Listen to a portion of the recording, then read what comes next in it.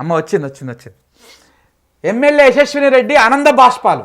ఇందిరమ్మ ఇళ్ళ పంపిణీ కార్యక్రమంలో ఏడ్చిన ఎమ్మెల్యే మంజూరు పత్రాలు ఇస్తూనే యశస్విని రెడ్డి కన్నీళ్ళు.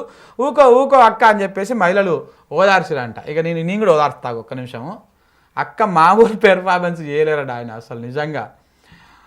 మహానటి పాట ఉంటుంది చూసినా, అది పెట్టాలి మనం. ఇక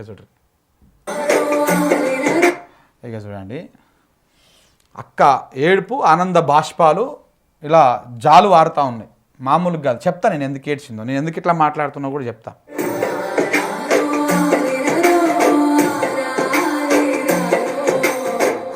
ఊకో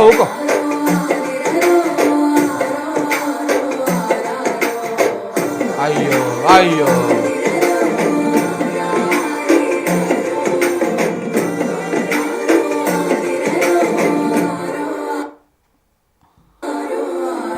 ఏంది ఏడ్చడం మార్పు మొదలైనట్ట.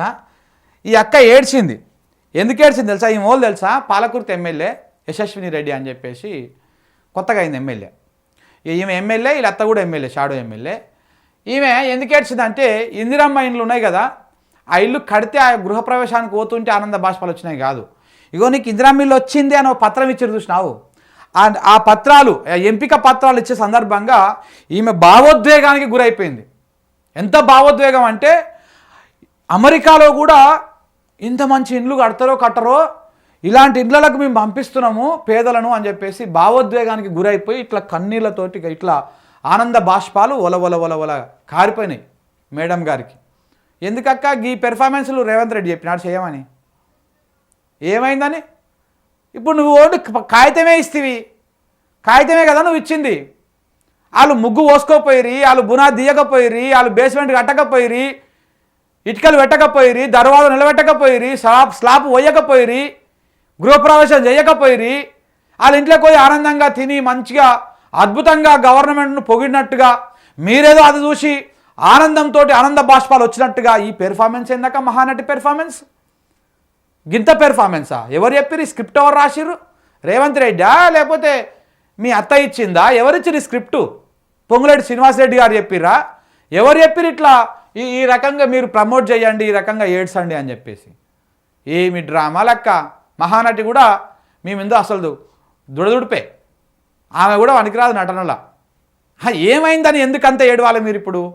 ఇక రేపు మీరు ఇప్పుడు పత్రాలు ఇచ్చినందుకే ఆమె బునాది పోయక ముందుగా నువ్వు గింత బాధపడితే దానికి చుట్టుపక్కల అందరూ వచ్చి నవ్వుకుంటా నేను ఓదారిస్తే, రేపు మరి వాళ్ళు ఇల్లు కట్టుకొని గృహప్రవేశానికి పోతే ఇంకా శోకాలు కట్టి ఏడుస్తావు కావచ్చు. ఓయమ్మో ఇంకా ఇందిరా మీరు ఇంతకంటే ఎక్కువ రాకపోవు, ఇంతకంటే అద్భుతంగా ఉండదు అని చెప్పేసి శోకాలు కట్టి ఏడుస్తూ కావచ్చు. నిజంగా నాకైతే ఇక ఇక అంటే బాగుండదు. ఇంత మటుకు ఒక మొగాయని ఏడ్చేది ఉండే మంచుకుంటుండే. ఇంకా ఏం డ్రామా, ఏం పెర్ఫార్మెన్సు, అబ్బా. ఈ పార్టీ పెర్ఫార్మెన్స్ ఇంకోళ్ళని చేసినారు. హెట్ శృతి హాసన్ అంట, కమల్ హాసన్ కాదు, శృతి హాసన్ అంట.